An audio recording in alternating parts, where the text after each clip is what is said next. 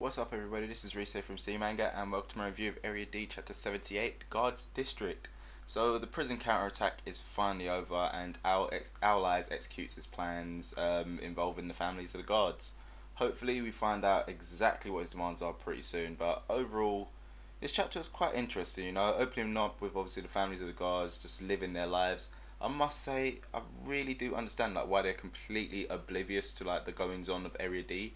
I mean, the outside walls just looks like a completely different planet, You would never have thought that these two places are separated by what, a 10-meter thick wall.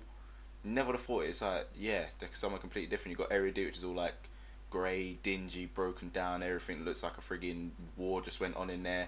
And you got the outside, which is all pristine, green grass, trees, all that loveliness. It's wow, the grass is actually greener on the other side.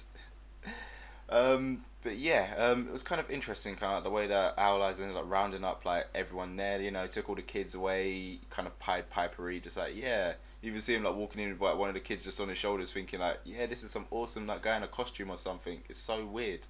But then obviously with the rest of the parents now, we end up finding that he ended up fusing them into the walls and stuff, which is what the hell?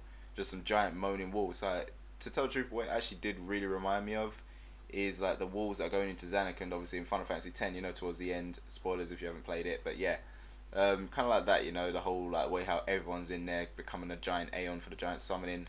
But yeah, it's obviously all of them there sitting there they're wishing to obviously be saved the way that they would be. It's save us, help us, please get us out of here.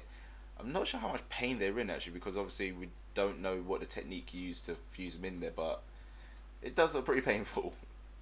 But yeah, obviously them wanting to be saved brings Jin into the story. Obviously, he's still got Satoru's watchmaker ability, and he actually does try to free the inhabitants, obviously using that ability. But he ends up finding out obviously they start screaming out in pain because they're actually literally fused with the wall. They are one with that wall. It's not kind of they're trapped in it; they're fused with it. So if he destroys that wall, basically he end up killing everyone in it, which obviously is a bad thing.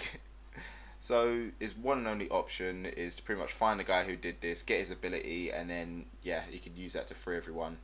Thank God for being an ability sponge, I guess, makes life so much easier for him. But yeah, other than that, like I said, Owl Eyes, he ends up beginning to make his demands. Question is, what exactly are these demands going to be? Will it be to kind of abolish the walls, get rid of all the guards and the guards' families, and they have that whole entire island to themselves? Or does he want a bloody country, hopefully in the next few chapters we'll get some answers to those questions. But yeah, other than that, that is the chapter.